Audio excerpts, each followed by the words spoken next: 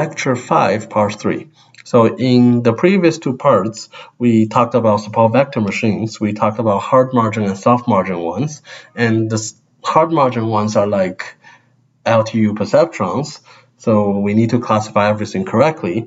And the soft margin ones are like the logistic regressions, and they can allow some mistakes.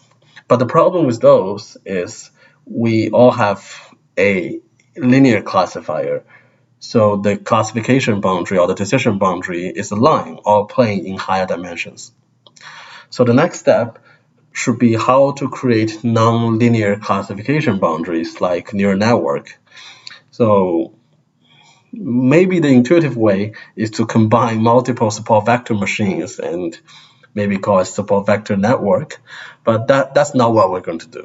So we're not going to do that. We are going to do something simpler. We are just going to apply some nonlinear transformation to the features. So basically, we're creating more features so that it appears nonlinear in the original feature space. Let me give you an example. So let's start with a very simple one-dimensional example. So you only have one feature, and suppose you have some arts in the middle, and say surrounded by trash cans.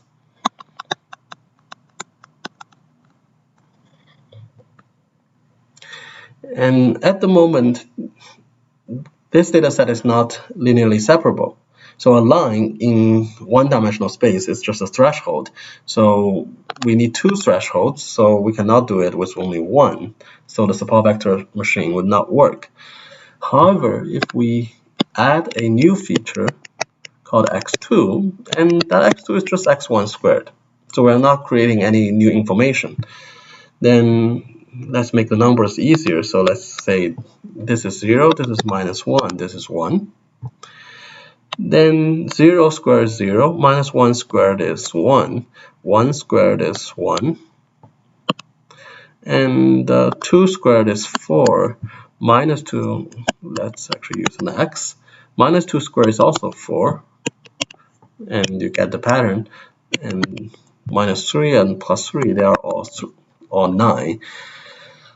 And now, in the two-dimensional space, we can have a line. And that line can be represented by an SVM. So that seems to work. And let's try something in two-dimensional space. So suppose we still have arts that is surrounded by trash cans. What we want is a nonlinear boundary like this. What we can do is, again, having a third dimension called x3, and say x3 is like x1 squared plus x2 squared. It's kind of difficult to visualize here. It's hard for me to draw it, so I found a video on YouTube that shows it very well. So here, there is a circular decision boundary, and inside is one class, the blue class, and outside is the red class. And what we're going to do is we're going to create a third dimension and map those points into the third dimension. So all the points now becomes a three-dimensional point, and now we can have a line or a plane to separate the two classes. So if you look here, the purple plane actually separates the blue class and the red class, which in two-dimensional or in the original feature space, it is not possible. And that's basically what we're going to do. So to recap what just happened, we are given the original feature vectors for the first instance, second instance, and so on. And we are applying a feature map. And I usually pronounce this as phi. Some people pronounce it as phi. So I'm going to call it phi. So we're going to apply apply some some vector valued function that maps the original features to the new features, and we're going to use the new features to train the SVM. So of course the problem becomes the weights of the SVM will be corresponding to the new features, but that's okay. So suppose we get a test set instance, a new xi, we can use the same feature map to transform that test set instance and then apply the support vector machine. So basically everything is okay. We have the old features and the new features and apply the support vector machine. So the formula is basically exactly the same. So this idea is called the kernel trick, and the reason it is called the kernel trick is because we usually use the kernel matrix to represent the feature map. So we usually do not actually have a function that maps the original features to the new features. We just represent the result of these dot products as a matrix. And one very important thing is that the matrix is n by n, not m by m. So here, n is the number of instances. So basically the number of samples. This is not the number of features or the number of original features or the new features. So let me give you an example. So suppose there are only 2 instances in the whole training set, then what we're going to have is our kernel matrix is the new feature of the first one dot product with the new feature of the first one, and here is the new feature of the first instance multiplied by the new feature, dot product, the new feature of the second instance, and these things are always symmetric. And the last one is like this. So we will be using this kernel matrix when we train the support vector machine. So there are a few examples. So the square one that we talked about before, if you add another cross term, you can do the dot product yourself, and you will see that it can be simplified to just xi transpose xi prime. And I will actually go through the algebra in the synchronous lecture, so I will not spend time here. And I think the formula is simple. It's just this formula, so you can try to solve it yourself as well. And there is a slightly more complicated kernel if you add 1, and it turns out given the kernel we can actually go back and somehow factor out these feature maps.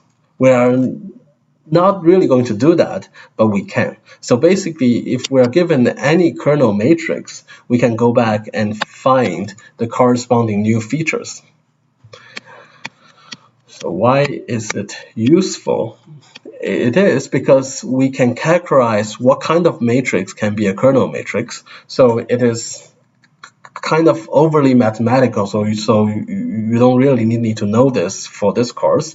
So we will spend a lot of time in 760 and 761 to actually talk about why these kernel matrix work and how they work, but here I'll just briefly talk about it. So anything that's symmetric, positive, definite can be a kernel matrix. So basically, if you are given any symmetric, positive, definite matrix, you can factor it back to a feature map, basically a vector of a bunch of features. And remember from the second lecture, positive semi-definiteness is equivalent to non-negative eigenvalues. So you can verify whether a matrix is a kernel matrix by just computing the eigenvalues. Again, they are not really important here, so I'll go over them quickly. And the last slide is some examples of some kernels. So if you use this one, it's just the same as our regular SVM. So basically, there's no change. And if you add a power, it becomes a polynomial kernel. The squared one we talked about before, we can actually factor back. In general, if you have a polynomial kernel, you can factor back and figure out the new features as well. There is one kernel that's special, and we use this the most often. It's called the radial basis function kernel, and it's usually called RBF kernel, and it has this form with one variance parameter sigma. And the interesting thing about this particular kernel is when you factor it back into a feature map, it is actually an infinite dimensional feature map. So basically what we're doing with this RBF kernel is we start with finite number of features, then we create infinite number of features and estimate infinite number of weights, and then we basically make predictions in that infinite dimensional space. So that looks like it's very powerful because there are lots and lots of features, and it looks like they can approximate any kind of function, and indeed they can. But the problem with that is we have an infinite dimensional space. We cannot do the subgradient descent stuff on infinite dimensional space. So there are other types of optimization techniques. The one that's often used is called the dual optimization, where we just find a finite number of variables to actually represent this infinite number of weights. So again, we will not talk about it here. You will, if you are interested, you will talk more about, you'll get to know more about these things in 760 and 761. But let me show you here what kind of classification boundaries can an RBF kernel get. So it's here. So the link of these things, I put it in other materials. So the Kernel Trick video that I showed you earlier is this one, and the RBF kernel thing is here. And suppose you have these points. Let's say if you add a point, it can have a classification boundary like this. You can also add a blue point. You can add another blue point, and so on, and you can add a red point. So basically, you can have very strange classification boundaries, and there are two hyperparameters. One is the sigma that I talk about, and you can try to change it to see how the decision boundary would change. There is another parameter C. It's somehow related to lambda, but it's not. It's when I talk about the dual optimization problem, in that optimization problem, there is a parameter C. So you can also change C to see what happens with the classification boundary.